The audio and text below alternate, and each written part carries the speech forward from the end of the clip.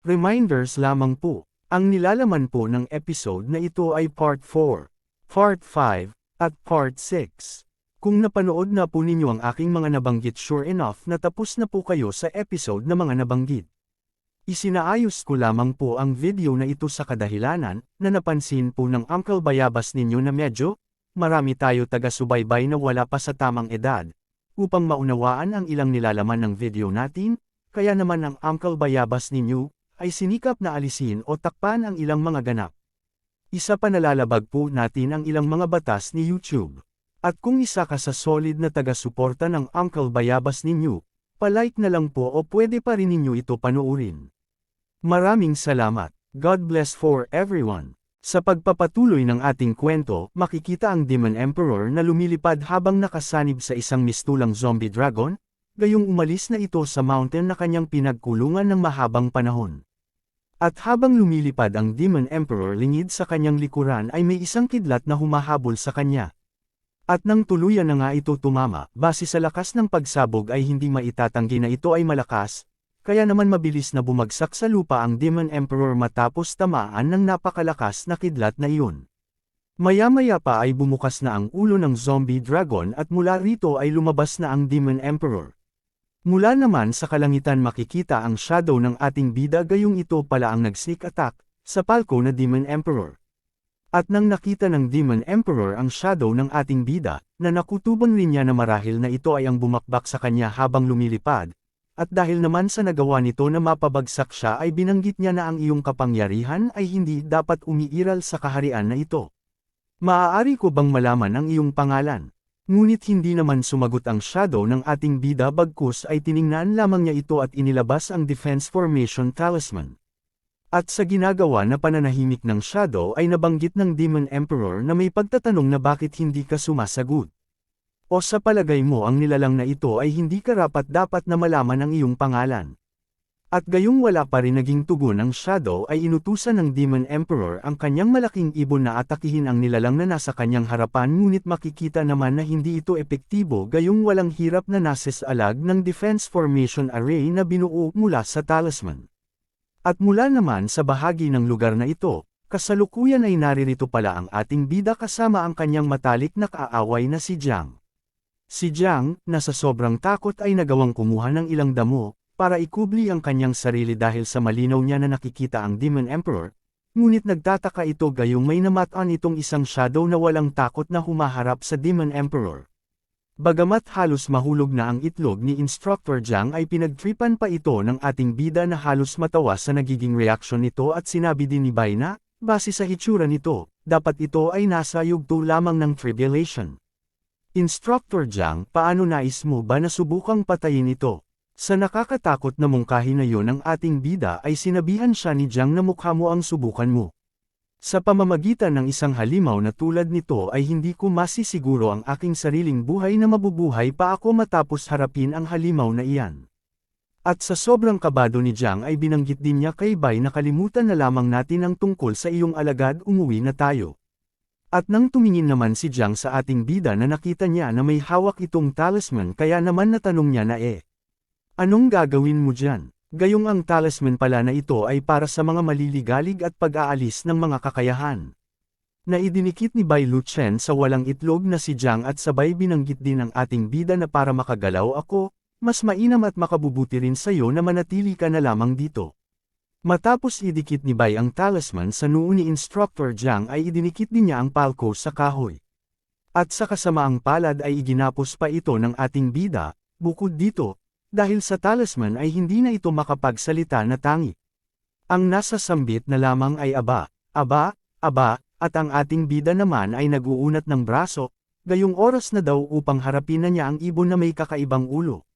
Sa panig naman ng shadow ni Bai na hinaharap ang Demon Emperor, ang Demon Emperor na hindi lubos maunawaan gayong halos paubos na daw ang kanyang kapangyarihan, ngunit, ang shadow ni Bai Luchen ay hindi man lamang makikitaan ng panghihina, kahit buong lakas na daw niya na inaatake ang anino. Kaya laking tanong ng demonyong emperador kung mangyayari muli ang kanyang pagkatalo. Maya-maya pa ay may isang pangyayari na hindi niya inaasahan dahil sa lumabas sa kanyang tapat mismo ang Lord Demon Aura na bahagyang ipinagtaka ng Demon Emperor kung bakit ito ay lumabas ngayon. At nang naunawaan na niya ang nangyayari ay tumawa ito ng tawang demonyo na hindi naman lingid kung saan siya kabilang. At ipinagyayabang rin ng Evil Emperor na hindi ko inaasahan na ibibigay ni Lord Demon ang kapangyarihan sa akin at sabay din niya ipinahayag na magagawa na niyang patayin ang sinuman. Kasabay rin naman nito ay naabot na ang takdang oras ng Shadow dahil dito ay kailangan na niyang bumalik sa pangunahing katawan, at nang narinig ng Demon Emperor ang binabanggit ng Shadow na babalik sa pangunahing katawan ay natanong nito kung sinusubukan daw ba na tumakas ang Shadow ni Bai. Kaya't hindi na nagpatumpik-tampot pa ang Demon Emperor, agaran niyang inatake ang Shadow na nasa kanyang itaas bago pa maabot ng Demon Emperor ang Shadow.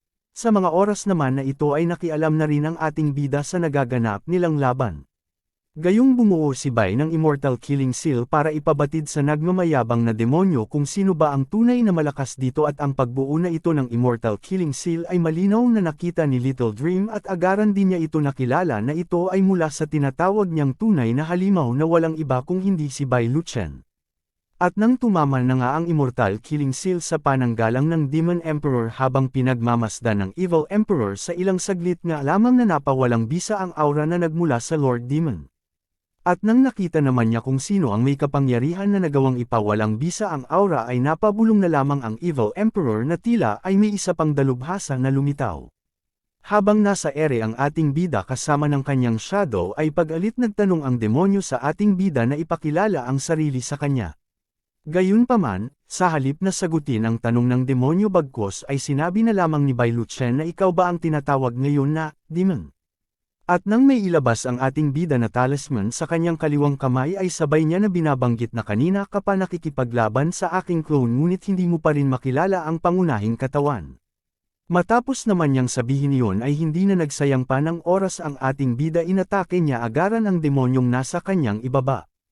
Nang tumama na nga ang iginuhit ni Bai sa demonyo ay laking tanong niya kay Bai na kung bakit nagawa ng ating bida ang Immortal Trapping Talisman, na hindi makapaniwala ang Demon Emperor. Gayong malinaw niya na nalalaman na ang ating bida ay nasa yugto pa lamang ng Hallowed. Tumugon naman ang ating bida sa naguguluhang Demon Emperor na bueno, paano kung ako ay nasa Hallowed stage pa lamang? Dahil lamang ba sa hindi pa ito nagawa noon, hindi naman nangangahulugan na ito ay imposible. Dahil sa kakaibang taglay na lakas ng ating bida ay ninais muli ng Demon na malaman kung sino ba talaga si Bai Luchen. Ngunit sa vokabularyo ng ating bida walang oras na magpakilala dahil sa hangad lang niya ay mahanap ang nag-iisa niyang disipulo, kaya naman seryoso niya na natanong ang Demon na hindi mo kailangang malaman kung sino ako. At binanggit din ng ating bida na ngayon, sabihin mo sa akin, kailan at saan mo nakilala ang nilalang na taga-Western Demon Tribe? At dahil sa ayaw magsalita ng Demon inumpisahan na ni Bai ang pagpapahirap sa demonyo.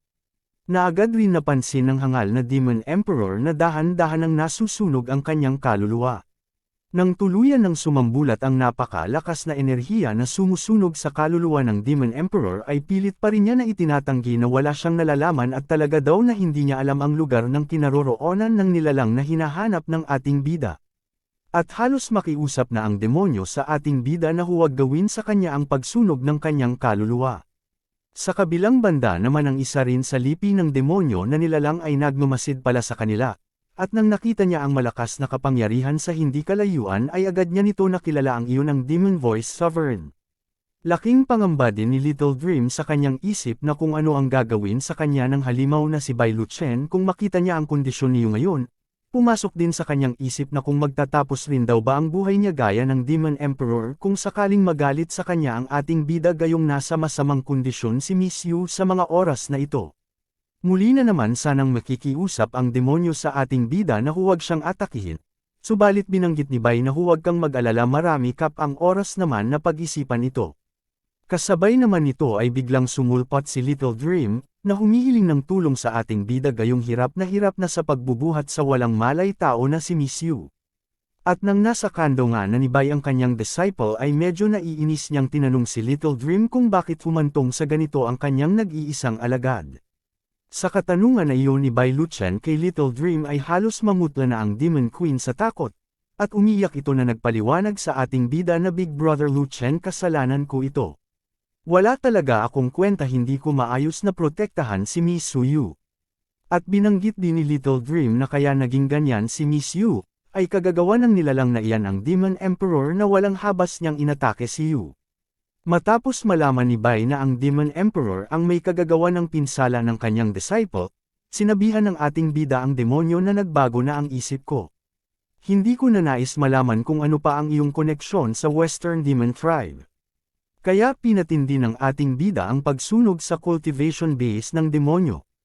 At habang nasisira ang demon ay nagawa pa nitong magbanta kay Bai Luchen na dapat daw ay itigil ng ating bida ang ginagawa nito. Gayong kung papatayin daw ni Bai ang Demon Emperor ay malamang sa alamang daw ay magbabayad ang ating bida sa Panginoon ng mga demonyo. Pero mas nabigla pa ang Demon Emperor sa kanyang namataan. Dahil sa lumabas sa likod ni Bai ang Netherworld Gate ang natatanging kulungan ng mga demon pero ngayon ay nagawa itong ilabas ng ating bida. At ang ating bida naman ay hindi man lamang kinalabutan sa pangbabante ng demon bagkus sinabi pa niya na kahit na ang demon ancestor ay bumaba ngayon, hindi rin niya magagawang iligtas ang iyong buhay. At nang kinukuha na ng Netherworld Gate ang Demon Emperor ay paulit-ulit niyang sinasabing patigilan ito. At binabanggit din niya na hindi ko ito tinatanggap. Ako ay isang soberanong demonyo, hindi ako maaaring mamatay dito. Gayunpaman, wala na rin naging saysay ang kanyang mga sinasabi dahil sa loob lamang ng ilang minuto, ay tuluyan na itong naipasok sa loob ng Netherworld, na walang nagawa kung hindi ang humingi na lamang ng tulong sa Lord Demon. Maya-maya pa ay dahan-dahan nang lumulubog sa lupa ang gate. At nang tuluyan nang nawala ang demonyong emperador, masidhing. Pinagmamasdan ng ating bida ang kanyang disciple na si Miss Yu. Habang si Little Dream naman ay nakaramdam ng takot kay Bai Luchen gayong binabanggit niya na no way. Ang demonyong iyon ng soberanya ay hindi man lamang nagawang lumaban, laban sa matandang halimaw na ito. At habang nasa braso pa ng ating bida ang kanyang disipulo, ay umipekto na ang demon scent sa katawan ng dalaga, at humiyaw ito ng malakas na isang pahiwatig na isa na rin si Yu sa mga demon species gayong nahawahan na ito. Sa pagtindig ni Yu ay mabilis niyang sinunggaban ang kanyang Master Bai, na siyang ikinabigla ng ating bida gayong biglaan na lamang naging wild si Miss Yu.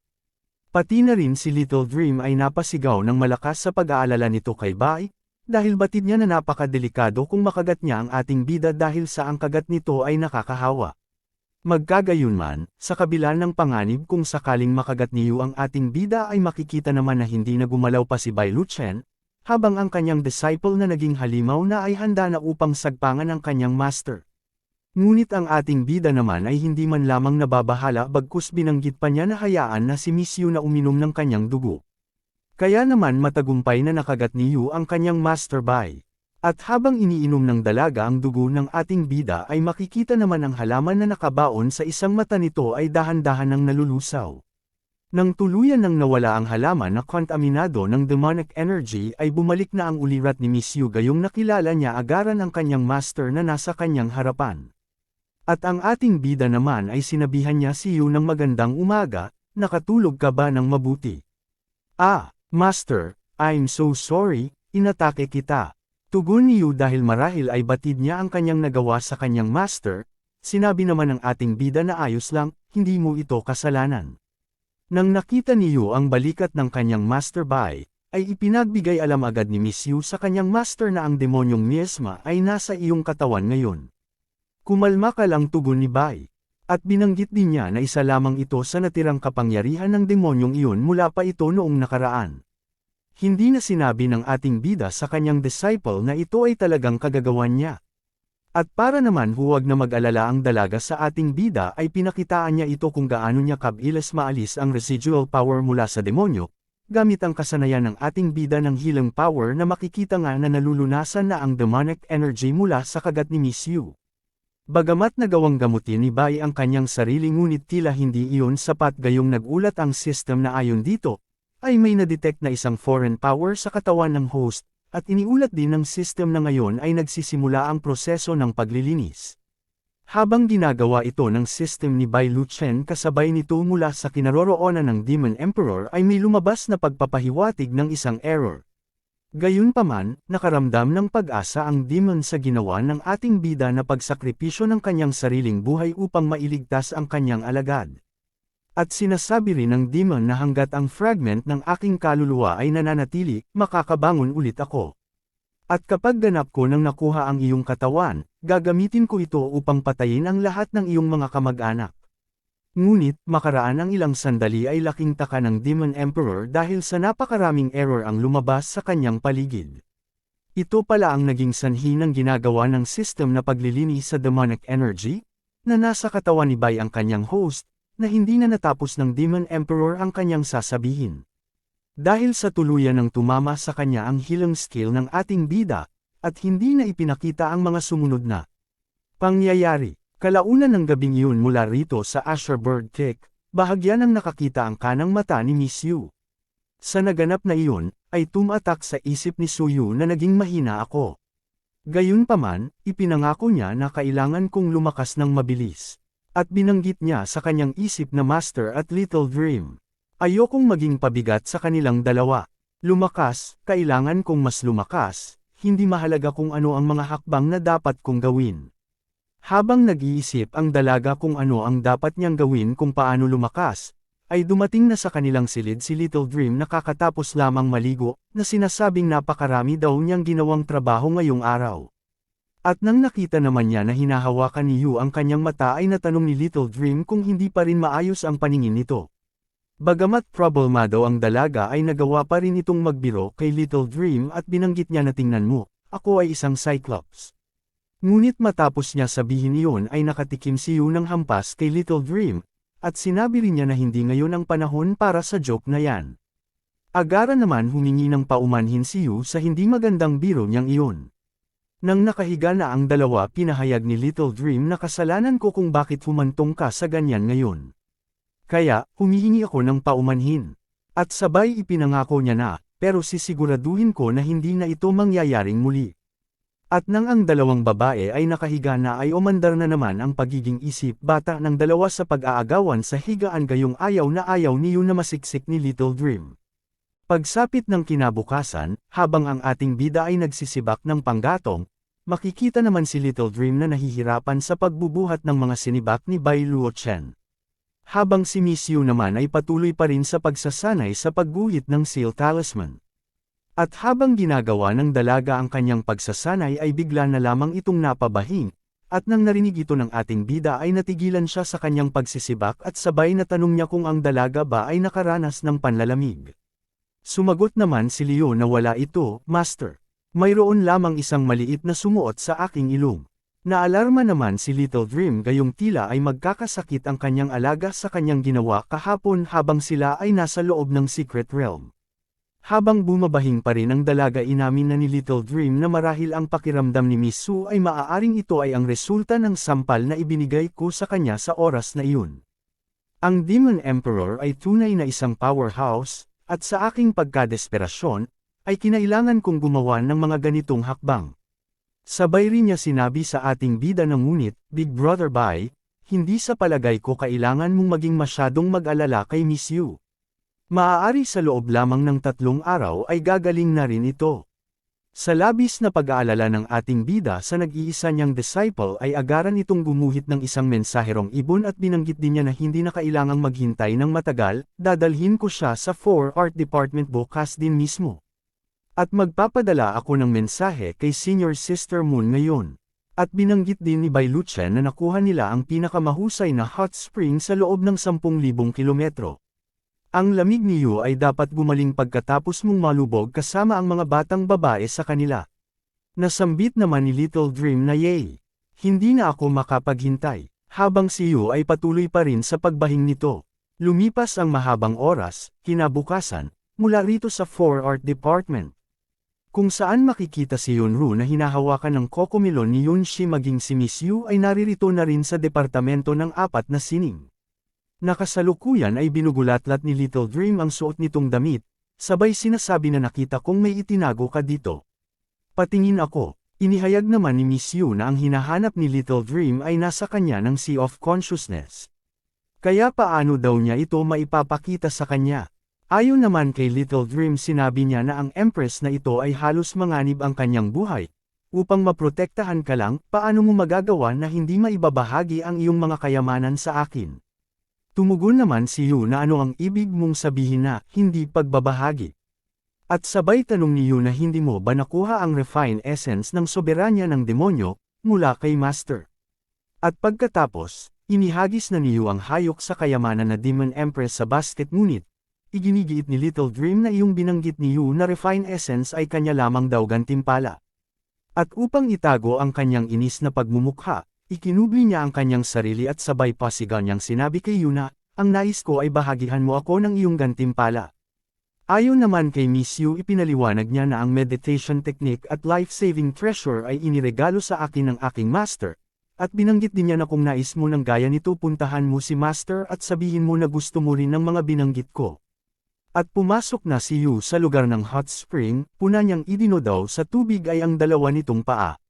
Bago pa tuluyan lumusong sa tubig, ay inalis na niya ang kanyang tapis na tuwalya at inilagay ito sa gilid ng hot spring. At nang naitubog na niya ang kanyang katawan sa tubig ay sarap na sarap ang dalaga sa kanyang pakiramdam na napaka. Komportable daw, habang sa kanyang gilid itong si Little Dream ay lumalangoy at ipinapakita sa dalaga ang pagkainis nito sa kanya sa pagkabigo nito na hindi nabahagihan ng mga kayamanan.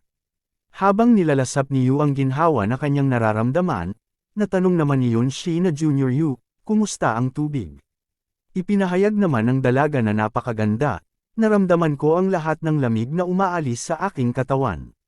Sumabat naman sa usapan ng dalawa si Yunru sambit niya na kamangha-mangha, di ba? Ang hot springs dito sa 4 Arts Department ay ang pinaka-the best at pinakamahusay sa buong Cloud Wilderness. Sabay lumangoy si Yunru palapit sa dalaga na kanyang pinagtertripan, at gayong tumatawa ito ay medyo nagtaka si Yunshi. At nang sigawan niya ito ng mag-isip ng mabilis, sabay binasa niya ang kanyang sister at sa pagkabigla nito ay aksidenteng nahulog ang kanyang tupos na towel sa katawan kaya naman tumambad sa kanilang harapan ang walang saplot na batang babae. At matapos niyang sabuyan ng tubig ang kanyang sister, ay sabay din niyang binanggit na oras na, upang tumakbo. Kaya naman sa inis ng dalaga ay sinigawan niya si Yunru ng troublemaker at Yunru bumalik ka dito. Sambit naman ng mapang-asar na si Yunru ay sige halika at hulihin mo ako. Habang nagkukulitan ang dalawang batang babae, may napansin naman si Leo na kakaibang nilalang na nagmamasid sa gilid ng hot spring at natanong din niya kung anong klaseng mga nilalang ito. Gayong ito pala ay ang magtotropang palaka pero kung tawagin ito dito ay Starlang. Na nagsasalita ang isa sa sarili nilang wika, na sinasabi nito sa lahat niyang kasama na tandaan, ang bawat person ay maaari lamang kumuha ng isang paghigop. Sa katanungan ni Miss Yu ay tumugon si Yunshi na nahuli na ang makulat na si Yunru, at sinabi ni Yunshi na iyon ay ang mga demonyo na tinatawag na Starlangs, sila ang may pananagutan na mapanatili ang malinis na tubig. Binanggit din ni Yunru na, ang kalidad ng mga bukal dito ay dahil din sa kanila. At ang nilalang na kanilang pinag-uusapan ay kasalukuyan na sinapak ang kasama nito habang sinasabihan na huwag kang sumigaw paano kung mabunyag tayo dito. Nagbigay naman ng paliwanag ang nasapak na buong araw daw niyang inantay ang pagkakataon na ito. At nang humihingi ng tawad ang Starlang, ay binanggit naman ni Yu na maaari ba nilang linisin ang tubig sa spring. Sabay na isip ng dalaga na hindi ko naaalala o narinig ang tungkol sa kanila sa nakaraang buhay ko, kaya naman natanong niya sa kanyang isip na ito ba ay isang bagong species. Sa mga ilang sandali naman ay may dumating, ang vice instructor ng 4 Art Department na may pangalang Liu Queer. Nang pagkapasok-pasok sa hot spring ay sarkastiko kaagad nagsalita na sigurado ako na ikaw ay isang alagad ng Runexil Department, ngunit kahit nananalo ka sa unang lugar sa naganap na trial, ngunit ikaw pa rin ang isang kabilang sa bansa na bumpkin.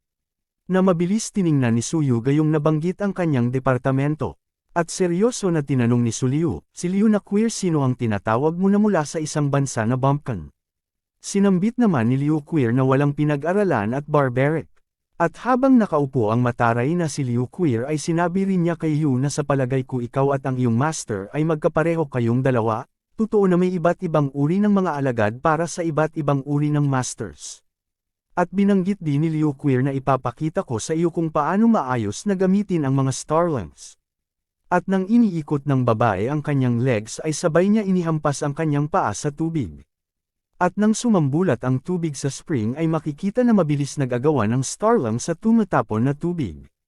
At tuwang-tuwa ang babae sa kalokohan na kanyang ginagawa na hindi lubos maisip ni Yu na may ganito itong pag-uugali.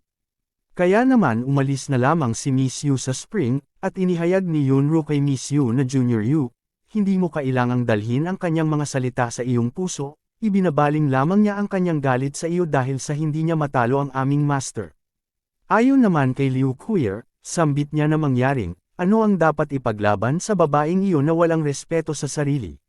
Binanggit din niya na nakita ko ang tagapagturo na si Bai na pumasok sa kanyang silid gamit ang aking sariling mga mata. Nagpanteng naman ang tenga ni Miss Yu nang marinig niya ang sinabi ni Liu Queer, na ang kanyang master ay pumasok sa silid ni Teacher Moon. Ayon nga sa naganap kasabay ng paliligo ni Yu, sa kabilang dako ng gusali sa sekta ng 4 Art Department ay kasalukuyan niyang kinakausap si Instructor Moon, sa loob ng isang silid. At natanong ng ating bida na senior sister, hindi ba ito medyo hindi naaangkop? Tugon naman ni Instructor Moon na ano ang hindi naaangkop. Huwag kumilos tulad ng ayaw mo. Ibig kong sabihin, syempre gusto ko sambit ni Bai, ngunit.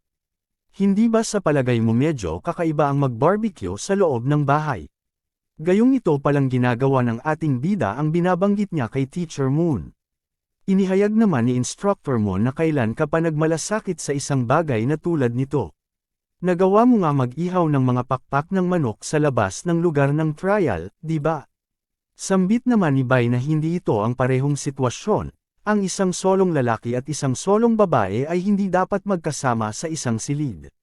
Gayong piling na good boy ang ating bida inihayag ni Instructor mo na bakit hindi ka nagmamalasakit sa pagmamayari kapag tumatakbo ka sa paligid na gumagawa ng kamalian gaya ng isang brat. Gayong ang binabanggit pala ni Instructor Moon ay ang ginawa sa kanya ng ating bida na gumamit ng wind power para masilipan siya noon. Gayunpaman, palusot naman ng ating bida na immature pa daw siya noong mga panahon na iyon. Iniba naman ng ating bida ang kanilang usapan bagkus na tanong niya ang magandang instructor na sabihin mo, Senior Sister, dapat mayroon kang ibang dahilan upang hilingin sa akin na pumunta dito, di ba? Kaya napabuntong hininga si Instructor Moon at sabay niya na sinabing napakamainipon mo talaga Junior Brother Bai. At umahan na rin ang instructor at inihayag niya na bueno, nais kong dalhin mo ang mga alagad ng 4 Art Department sa isang lihim na kaharian sa Fangho Mountains para sa kanilang pagsasanay. Sambit naman ng ating bida na isang lihim na kaharian sa bundok ng Fangho. Bakit tila hindi ko pa ito naririnig? Sabay naramdaman niya sa wakas daw ay tapos na maligo si Instructor Moon. Sa biglaang paglitaw ni Instructor Moon sa likod ni Bai, ay napahawak ng mahigpit ang ating bida sa iniihaw niyang barbecue. At ipinaliwanag ni Miss Moon sa ating bida na iyon ay dahil ito ay isang bagong tuklas na lihim na kaharian. Kaya kailangan ko ng isang tao upang bantayan ang lugar. At habang nakayakap sa braso ng ating bida ang fresh na babaeng instructor binanggit naman ni Bai na binibiro mo ako, di ba? Gayong hindi lingid sa iyo na ako ay isang cripple lamang na may mababang cultivation level.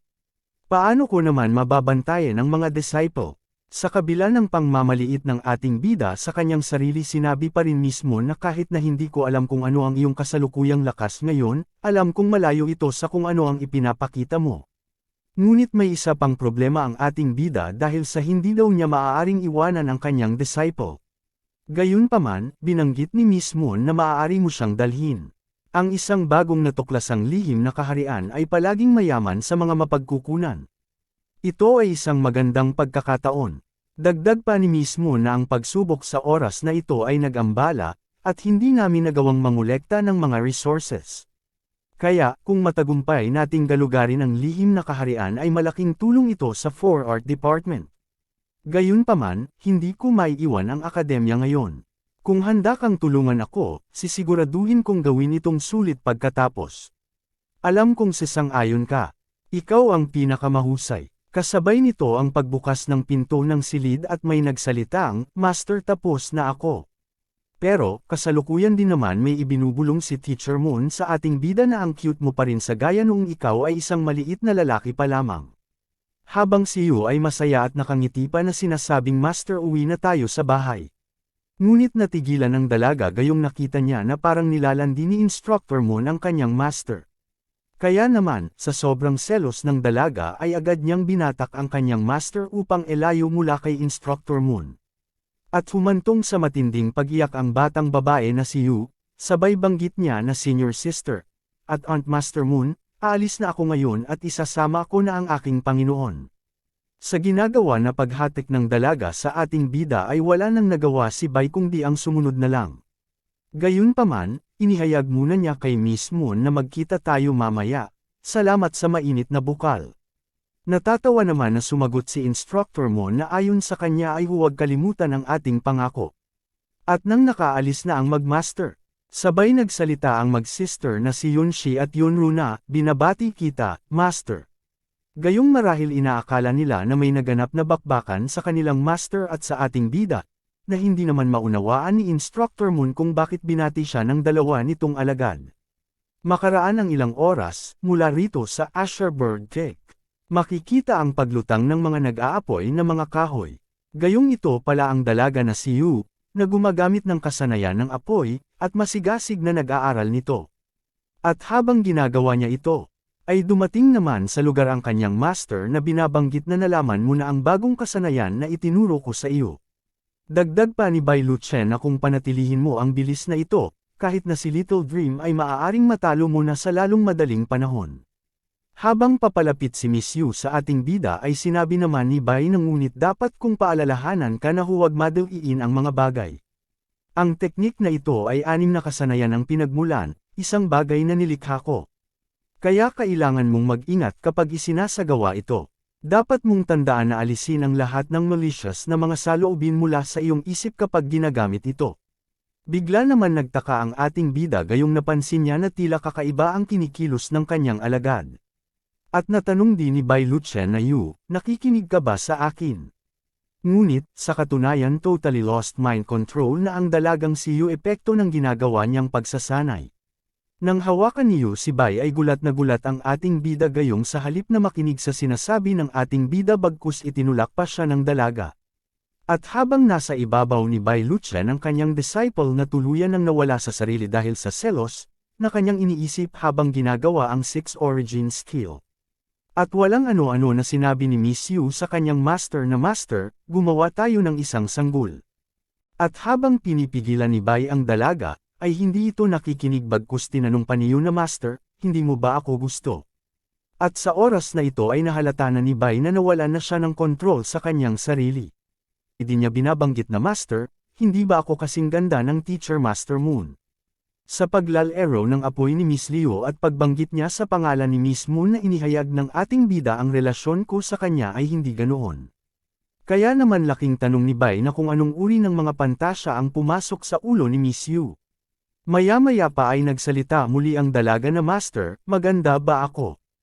Hindi naman ito itinanggi ng ating bida gayong hindi naman may kakaila na may taglay na ganda ang kanyang alagad kaya naman tumugon si Bai Luchen na oo naman syempre ikaw ay maganda. At inilabas ng ating bida ang talisman, sabay sambit na ngunit mas gusto ko pa rin ang dating kung ano ka noon at hindi yung ngayon. Ang talisman na ito ay mind clearing na ginamit na ng ating bida sa kanyang alagad, habang kaya pa ni Bai na mapigilan ang kanyang sarili. Bukod pa dito ay kaya naman nagkakaganito ang kanyang disciple ay dahil lamang sa epekto ng side effect ng ginagawa nitong training dahil sa pag-iisip ng dalaga ng mga malisyosong bagay. At nang ang dalawa ay nakahiga pa sa lupa nakahinga na ang ating bida dahil sa nagawa na niyang mapigilan ang nag-aapoy sa init ng katawan ng dalaga na si Yu. Gayunpaman, bagamat sumasailalim na si Yu sa mind clearing ngunit, nagsalita pa rin ito ng master, gusto ko ng tatang dalaga na may naisip na daw siyang mga pangalan sa 3. Pagkatapos ng mga kaganapan na iyon, sa sumunod na araw, mula rito sa secret realm ng Fanghu Mountain. Kung saan makikita ang ilang mga tent na pansamantalang tutuluyan ng ating bida kasama ang ilang disciple ng 4 Art Department. Sa mga oras na ito, kasalukuyan ay nagbibigay ng pahayag ang ating bida sa lahat ng mga disciple na ayon sa kanyang mga tagubilin, dahil ang lokasyon na ipapadala kapag katapos ng pagpasok sa lihim na kaharian ay random, ang iyong pangunahing prioridad ay upang magtipon sa puntong ito. At dagdag pa ng ating bida na siguraduhin na panatilihin ang tracking at defense talisman sa inyo sa lahat ng oras. Binanggit naman ni Yunru na tama iyon, makinig sa tagapagturo na si Bai. Naagad rin naman sinang-ayunan ng lahat ng babaeng disciple na susunod sila sa lahat ng mga tagubilin at paalala ni Instructor Bai Luchen. At sinabihan din ng ating bida ang kanyang sariling disciple na si Miss Yu na bago tayo magkita sa bawat isa, huwag maging matako sa mga treasure, kaligtasan muna ang dapat prioridad, malinaw ba ako? Junior Sister Yu, napauo naman agad ang dalaga habang ito ay namumutla, dahil sa naalala niya ang kanyang mga kalokohan na nagawa kagabi sa kanyang master, kaya naman tinatanong ng dalaga sa kanyang isip na ano ang dapat kong gawin. Hindi ko magawang tingnan sa mata ang aking master. At hindi ako makapaniwala na nawalan ako ng kontrol sa aking damdamin sa oras ng pagsasanay habang ginawa iyon para sa pagko-cultivate. At paulit-ulit niya na binabanggit sa kanyang isip kung ano daw ang dapat niyang gawin. Gayong talaga daw na nakakahiya ang kanyang nagawang iyon. At pabulong din niya na binabanggit sa kanyang sarili na umisip ka ng isang magandang paraan, Sulyo.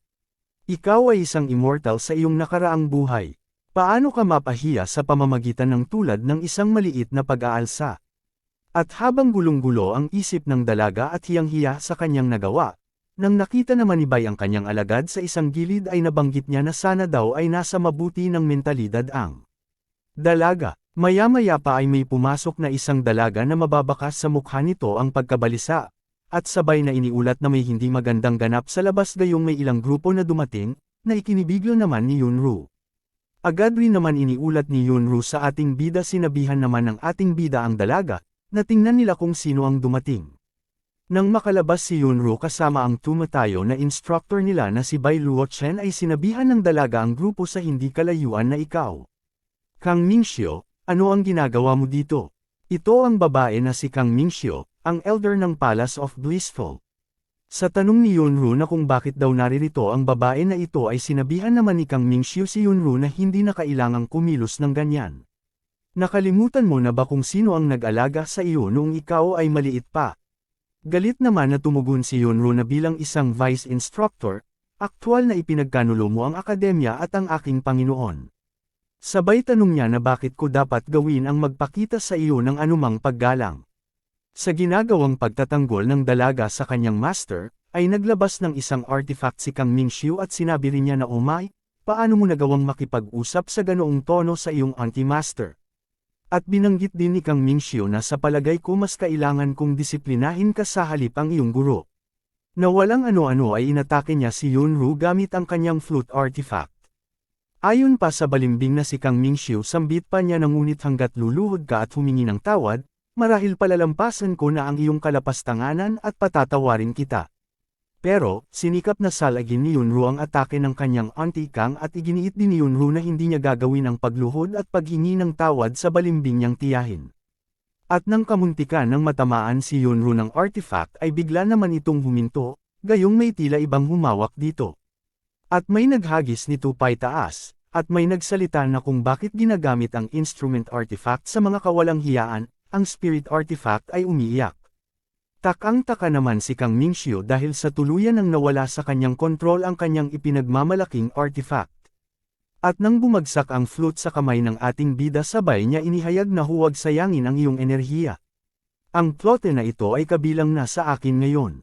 Matapos masaksihan ni Yunru ang walang hirap na pag-agaw ni Bai sa artifact ay napabulong ito na ang instrument artifact ay talagang nagbago na ang may-ari nito. Paano ito ginawa ni Master Bai? Habang ang balimbing na si Kang Mingxiu ay gigil na sa galit sa ating bida na tinutuya pa niya ang ating bida na isang lumpo na Bai Luchen. Gayunpaman, sa halip na gamitin ni Bai ang flute artifact bagkus bumuo ng musika ang ating bida gamit ang instrument artifact, at habang ginagawa niya ito ay naglalabas ng enerhiya ang plauta. Habang pinapatunog ng ating bida ang plauta ay manghang-mangha ang mga batang babae, gayong hindi nila inaasahan na may kahusayan pala na itinatago ang itinuturing nilang basura sa academy. At takang-taka rin si Yunru gayong walang hirap na nilalaro daw ng ating bida ang plauta. Maging si Yunshi ay nabanggit din niya na no way, baka maging mas mahusay siya kaysa sa aming Panginoon sa paggamit ng plauta.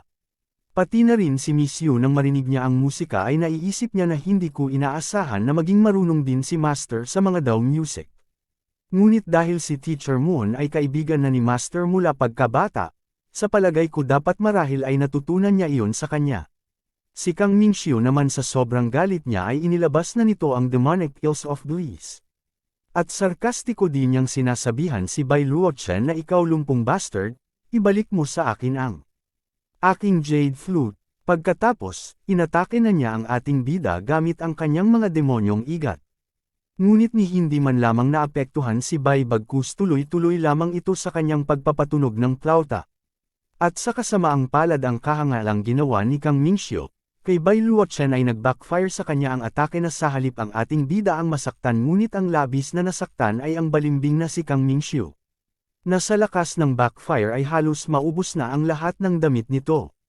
At sa pagtilapon ng bayabas na si Kang ay to the rescue ang isang lalaking niyang kasamahan.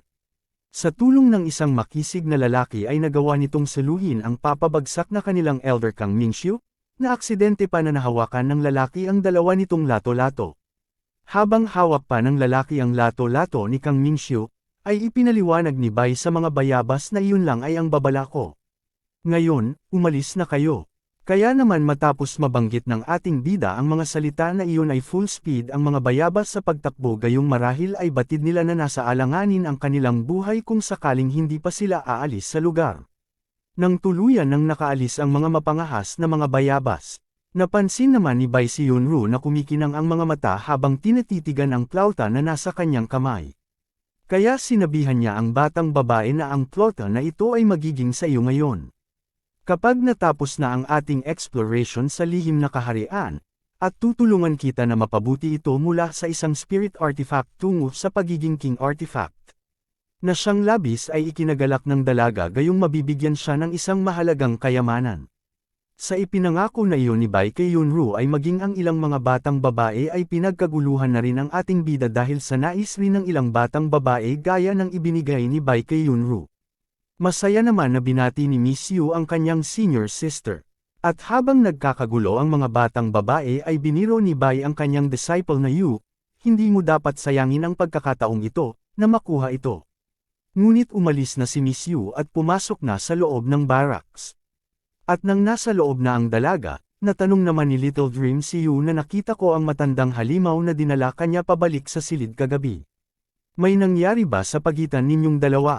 Ngunit hindi na sumagot si Miss Yu sa katanungan ni Little Dream. Sa ilang sandali pa ay dahan-dahan nang lumalabas ang lagusan papunta sa Secret Realm. Nang napansin ni Yunru ay agad niyang iniutos sa lahat ng kanyang mga kasama na ihanda ang kanilang mga kagamitan dahil sa oras na ito ay aalis na rin sila. At bago pumasok si Yunru sa portal ay ipinagbigay alam muna niya kay Bai na mauuna na siyang pumasok. Hindi naman tumutol ang ating bida, pinaalalahanan lamang niya ang dalaga na tandaan, bago ka makipagkita sa bawat isa, huwag maging pantal at ilantad ang iyong sarili sa panganib. Napansin naman ni Bai Luchen ang kanyang alagad na si Suliu, at sinabihan niya ang dalaga na huwag matakot, Yu, papasok din ako kasama mo sa oras na ito, at ipinangako din ang ating bida sa dalaga na walang mangyayaring mali. Natanong naman ni Little Dream kung siya ba ay kasama din sa pagpasok. Tumugon naman ang ating bida na oo naman Little Dream, syempre kasama ka rin. At nang ipinaalam na ni Miss Yu na papasok na siya, sa mga oras naman na ito ay medyo naguluhan si Bai sa dalaga. Gayong binabanggit niya sa kanyang isip na ang isang normal na tao na nag-take ng Clear Heart Talisman ay dapat magkaroon ng isang malabo na memorya sa loob ng isang araw, kaya laking tanong ng ating bida sa kanyang isip na maaari bang nagkamali ako. Bukod dito ay napagtanto na ni Bai Luchen na ang kanyang disciple ay hindi isang normal na tao, at mula sa malapit sa lagusan, ipinakita ang isang ahas, gayong ginagamit pala itong pang-spy ng isa sa kasamahan ni Kang Mingxiu para malaman kung nagbukas na ba ang lagusan ng lihim na kaharian. At iniulat na rin niya kay Kang Mingxiu na pumasok na ang koponan ng ating bida sa lihim na kaharian.